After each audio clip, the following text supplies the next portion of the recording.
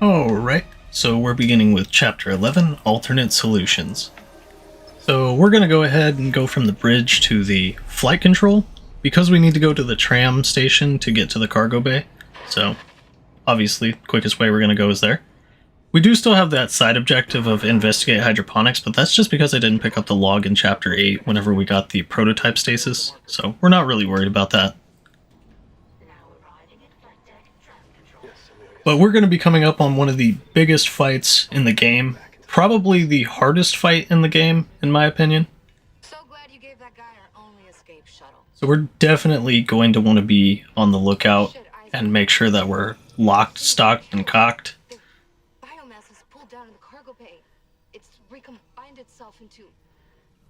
Well, it's something huge, and the marker's embedded right in the middle. How the hell do we do this? I've got the Ishimura's cargo cranes. They can move half a bay of mining gear, no problem. If whatever's down there wants to wrestle for the marker, I'm in. Override the safeties, and yes, it might work. But hurry. We're losing critical systems fast. So after we're done with our talk with Kendra here, we're definitely going to make sure that we are ready in the store. So as for our inventory, we have a ton of health on us currently. We have not exactly the best amount of ammo, but we are going to put even more health into our inventory, as well as some stasis. Because I'm anticipating the toughest fight in the game, so I definitely want to make sure that I have a lot of everything. So I end up buying some power nodes to increase our damage with our other stuff. I didn't really need to buy the med kit. I find that kind of wasteful, but overall this area, it definitely paranoids me to where I want to be entirely ready. I save beforehand, grab the stasis on the wall, because I definitely want to make sure that I can tank a few hits. So we're going to stop at our workbench here after saving and grabbing stasis. Because our plasma cutter's full and decked out, our flamethrower's full and decked out, I just start going for our force gun here. As I said before, I would probably opt for capacity over damage, just because the utility on the force gun is good enough. But we're going to have a few things that we're going to do here. There will be an exploder that comes out as soon as you come down here, so look out for that guy. We just get rid of him. But then we'll grab the Pang trophy out of the locker here, which is the single most valuable sellable in the game, so definitely grab it. And there will be a guardian on the wall that we'll take care of. Again, if you want to opt to stasis it, it seems to be a bit more consistent with prototype stasis to take it out. But we'll also open this master key crate to get our force gun upgrade, which is basically a power node. And here, if you want to opt to go up back to the workbench to use it, you can. I didn't really find a need. In fact, I should have used the force gun a lot more in this area, but didn't. But we'll get to that when we get to it. But here I just hit those shelves and give myself some throwables to use. Every resource that you can use in this room, you might as well just set out towards the center. But we also get rid of these pustules as we go, because we'll have to get rid of them later if we don't now. So it's definitely advisable to just get rid of all of those before we start moving the marker. And we're going to want to grab all the lockers, this power node, basically making our way around the room, giving ourselves throwables, and then also clearing out any materials that are in the lockers as we go.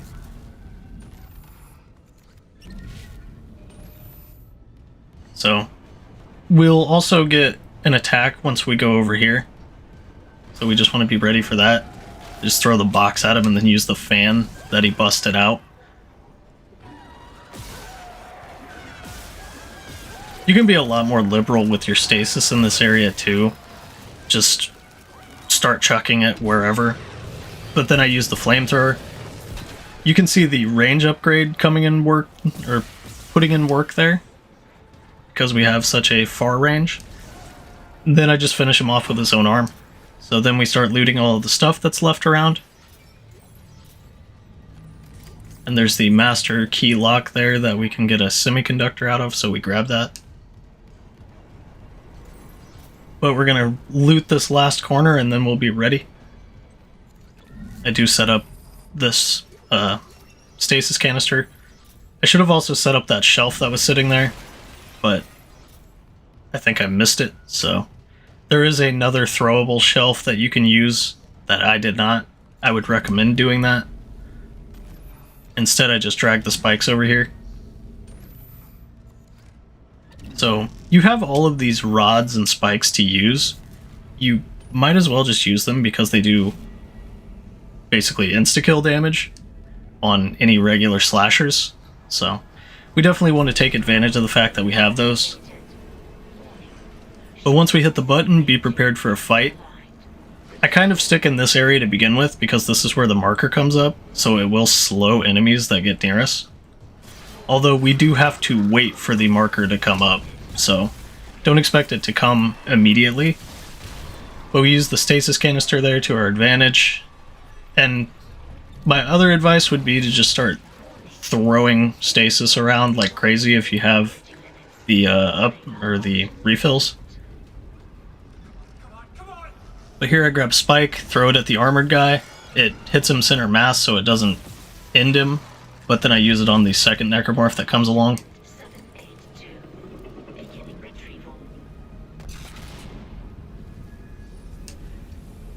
But here's the marker, so if enemies get close to it, it will have that slowing effect whenever they turn red. So we just kind of try and stick close to it. It'll help us that little tiny bit passively, so it's not a bad thing to have near. And there's another example of the kinesis not working on a guy whenever he first pops out. I think you need to wait for their animations to finish before it will hurt them, but I set up a firewall since an exploder's coming from behind, and this necromorph was behind me. I took a few hits that I shouldn't have. I should have just stasised him sooner, so like I said, just be throwing that around. I don't utilize a whole lot of things that I should have in this fight, and it was a mistake. I don't even really touch the force gun, and I rely on the firewall more than I should have, not in conjunction with the force gun. So as soon as you clear out the first wave of necromorphs, make sure to take out these tentacles, because if you try and walk onto the catwalk whenever they're there, they can stun lock you and just beat the absolute hell out of you, and it will lose you a lot of health, especially if there's necromorphs around too, because then everything just combined will absolutely destroy your health bar. And here we have the stasis not, or the kinesis not agreeing with me. I wanted the stasis canister to put in the middle, but it just kept grabbing spikes, so can't always depend on the kinesis to be there for you. But here I set up some firewalls. You have to be mindful of the armored necromorphs as well. As you can see, that one walked right through, not really giving a shit about the firewall. So always be aware that that is a thing that can happen. But also, I should have been abusing the absolute hell out of the force gun in this entire fight.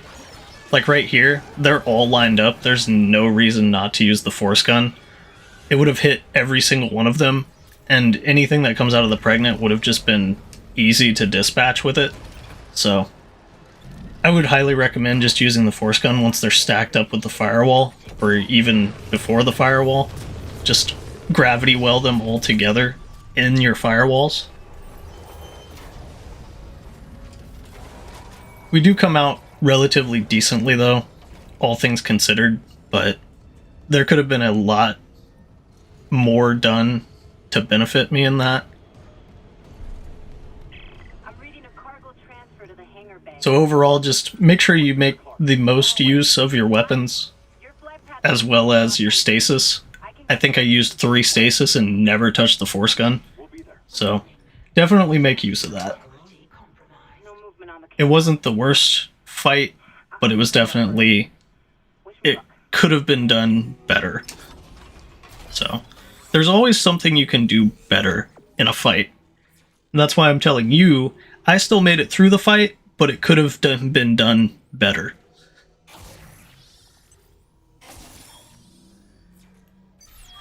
So, I needed to make better use of my resources and my stasis. I should have been throwing it around like crazy, especially with prototype stasis, since we have a recharge on this wall anyways, and I had 3 recharge packs. I should have just been throwing that stuff out like I was the ice cream man on a hot sunny summer day. But here we take advantage of the fact that I have stasis and just stomp out both of these guys. Because they're in a perpetual stun lock for 10 plus seconds at this point, we can just stomp anything.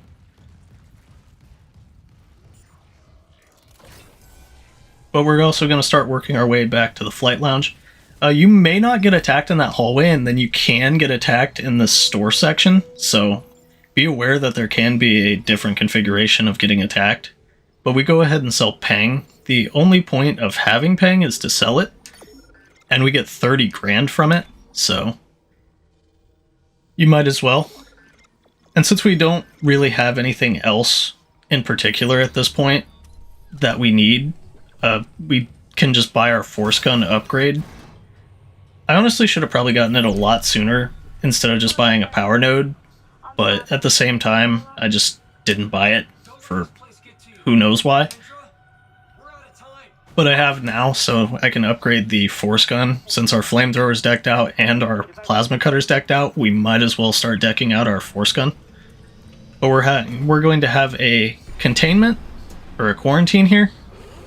So I like to pull out the flamethrower and sit next to the door. Since this is such a little entrance area here, these steps, you can automatically block off the way for anything. Like this Twitcher is going to be coming up really fast, and he instantly stops because of the firewall. And since we have the sniper flamethrower now, we can hit anything in this room, basically, from this point. And we're also defended in our front because the firewall completely blocking off the stairs. As you can see, even across the room there, I'm still hitting this necromorph. So it's not like the flamethrower is just only going to be useful for blocking off the stairs. This is pretty much the pinnacle of where the flamethrower shines, is a room like this. And with enemies like this, because the Twitcher can't touch us, and we can still hit everything in the room while being defended ourselves.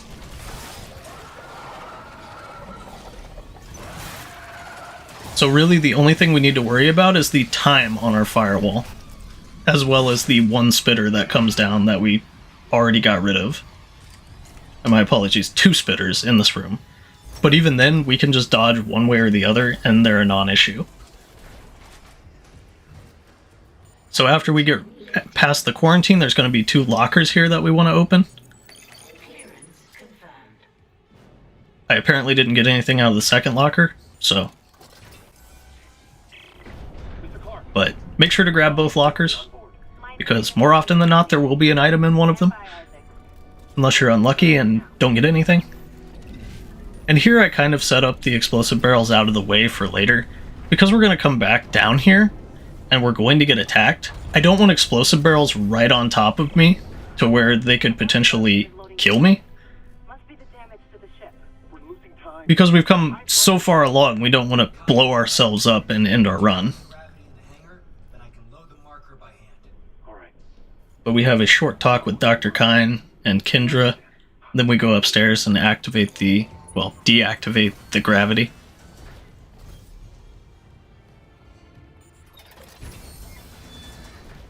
So we just hit the panel, and first order of business will be getting the diamond semiconductor that I pointed out in chapter 3 in the beginning. So in this box is the diamond semiconductor, which is the only one in the game as far as I'm aware of, but it is the second most valuable sellable in the game at 25,000 credits. So get it. That's not an option, just get it. There is no reason not to whenever you're doing this section.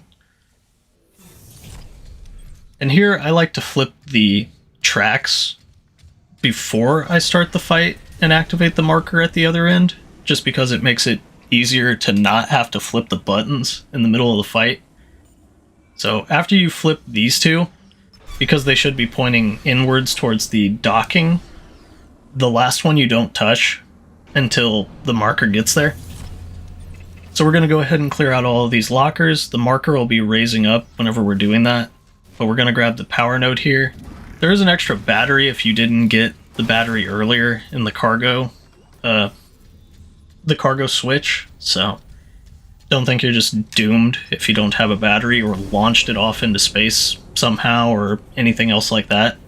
They did have a soft lock prevention there. And here I just kind of take advantage of the fact that we have explosive canisters and start throwing them at the enemies that are attacking us. They don't really finish them off immediately, but it does weaken them pretty significantly. And then I just finish off the baby with the Leaper's tail spike. But now you can see the marker stop, so we need to switch the train, or the tracks. And now it'll just automatically go all the way to the end. Unless an enemy stops in front of it, that will make it stop until the enemy is moved or, you know, gets taken out of the way. And that baby was trying to do it, but the canister knockback for that little bit stopped him. And then the Leaper tail really stopped him. So there's tons of explosive canisters in this room if you didn't destroy them earlier, so you might as well just take the advantage of the fact that they exist, because it will save you ammo. But we do need to hit the button here, so I go ahead and do that. And then we have to deal with the remaining lurker. And it will physically not let you shut off gravity in this room until you take out all the enemies, so you do have to be aware of how many enemies are still left. And I saw his eyes on the wall, so I prototype stasis him to keep him in place, and then get rid of one of his arms, and he's done. As always works with the Leapers, whenever you take out an arm on a wall, it will instantly get rid of them. But now we have to hit the panel, and we'll have a chat with Kendra and Kine. On board. Come, quickly. Go open the hatch for him.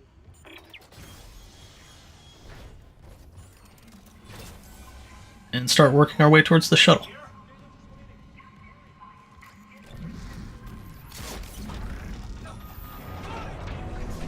And if you're unaware, Kine takes a bullet to the technically stomach, but the blood comes out of his dick, so it's kind of weird.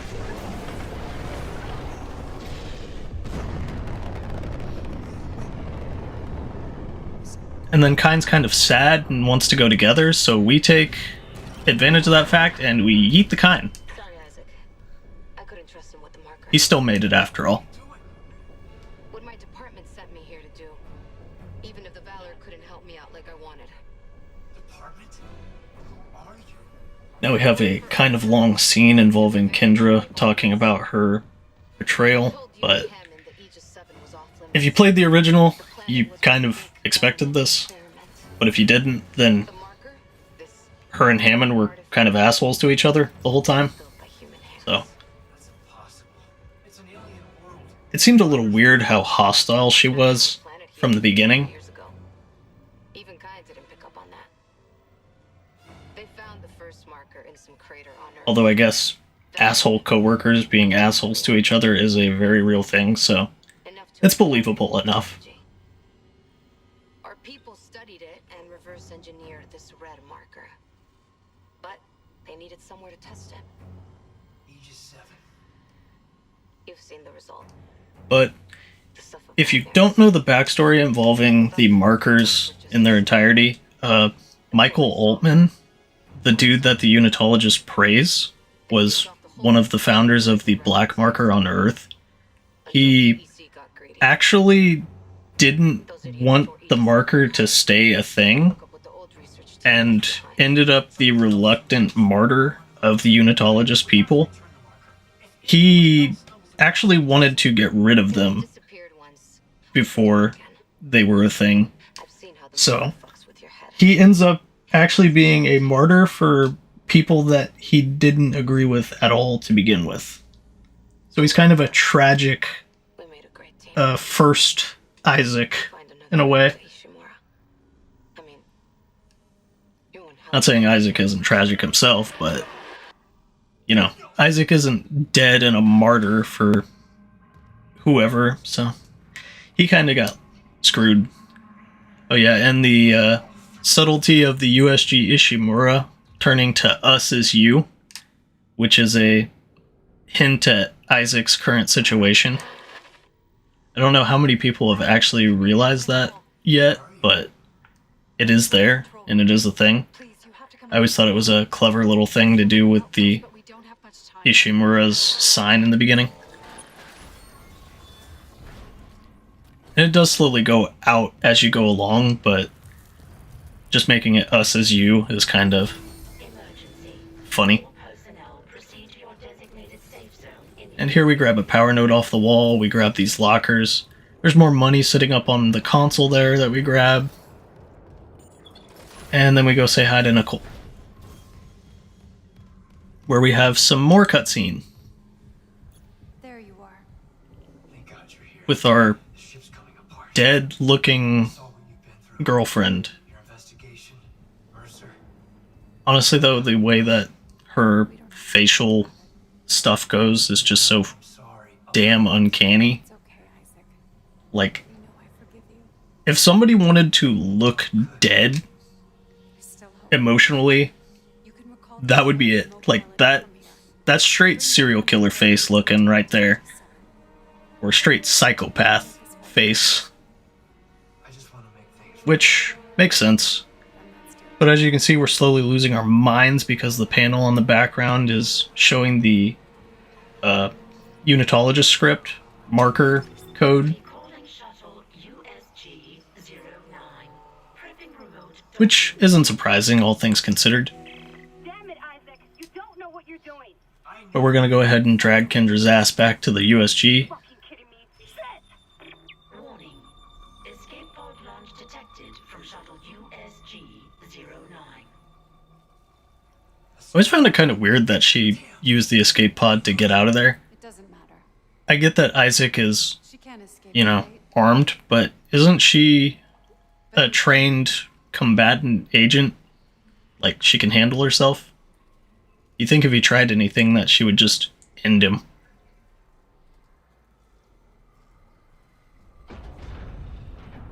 But I guess she doesn't want to carry on with the confrontation, so she just gets out of there. Here it comes. Isaac, I know. Ishimura's finished.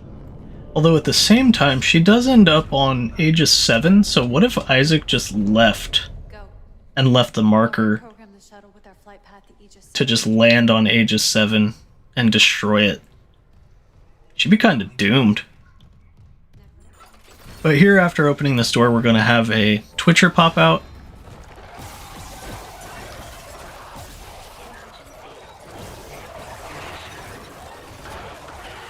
So we just go ahead and take advantage of the fact that our stasis will briefly hit him. Not. As you can see, it doesn't fully affect him, but it does give him the stun from the shock.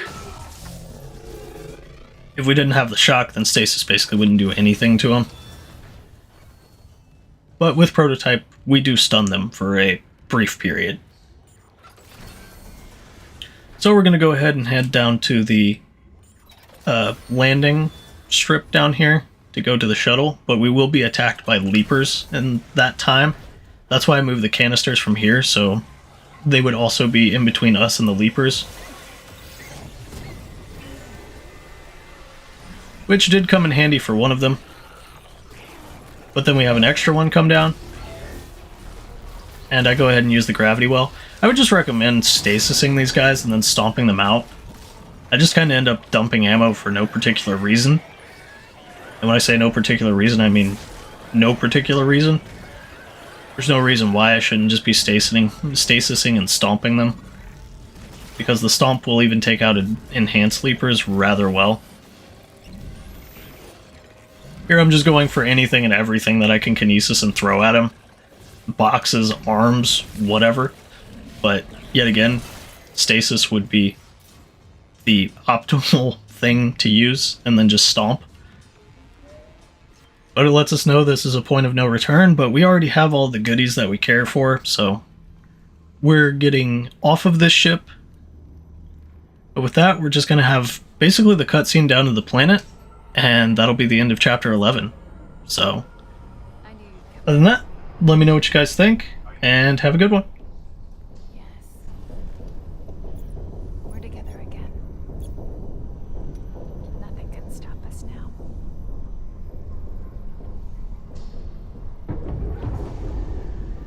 This isn't how I imagined saying goodbye to the Ishimura.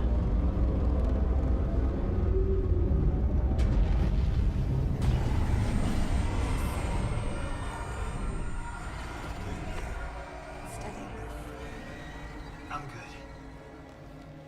Are you afraid, Isaac? No. With you, I can handle anything.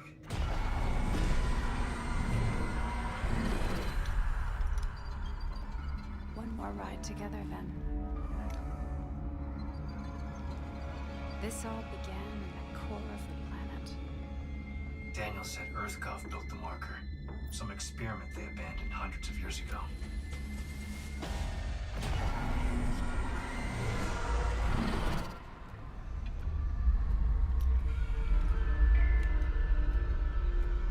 If you're not ready, the miracle must be as terrifying as a nightmare. The planet is restless, hungry. It'll try to eat us alive. But we have the marker. We'll put things back the way they were. We will be whole.